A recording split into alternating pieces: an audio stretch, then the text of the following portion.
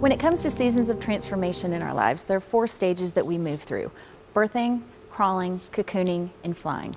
Over and over, again and again, rinse and repeat. We crawl, something is birthed, we crawl, we cocoon, and we fly.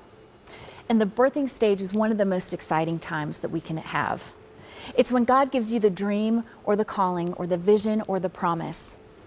And you hear from him because he's spoken to you, and that thing just brings so much life to you and your circumstances. When God speaks, things are brought to life, from plants to people to planets. Just non-existent things become existent. And those dreams and visions and callings and promises that God gives us at this stage, they're like butterfly eggs. When a mom butterfly lays her eggs, she picks a very specific, very intentional, dark and quiet leaf in which to place the egg. It requires intentional searching to find them. They're so hidden. And did you know that if you were to examine a butterfly egg with a microscope, you would actually see in it the shape of the caterpillar? You would be able to tell this is a caterpillar inside that egg if you look at it really closely. And that's exactly what we do when we have these birthing things that God gives us. We examine them up close and we poke them and we prod them.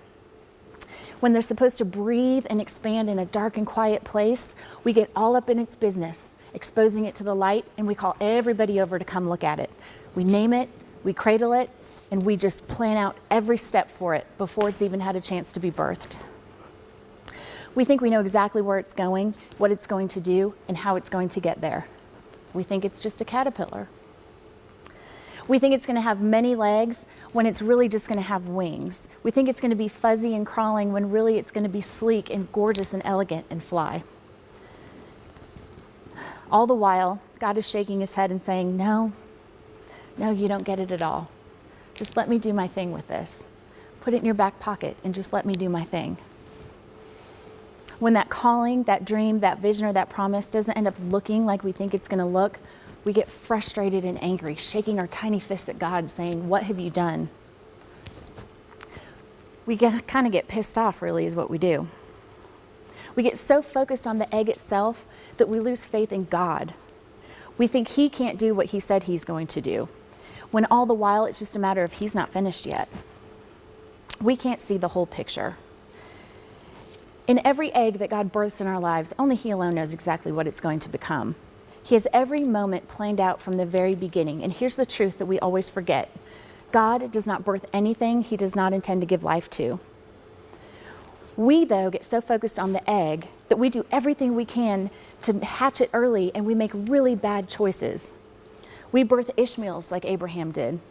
We spend all our money on false promises of fulfillment of that word, like the bleeding woman did. We pursue unhealthy endeavors and bad relationships. We make a golden calf out of an egg. And so God, in his infinite wisdom and his grace, has to take us through a cycle of transformation so that our interpretation of his word can die and we will accept his definition of it.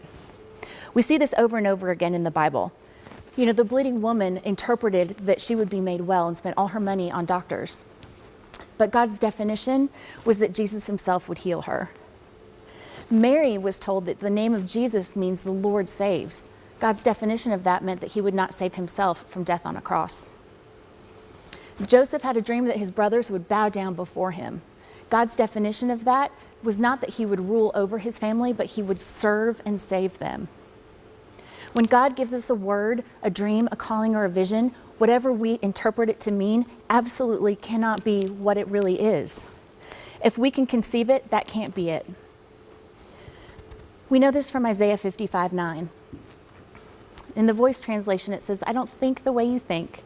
The way you work is not the way I work. For as high as the sky soars above the earth, the way I work surpasses the way you work, and the way I think surpasses the way you think.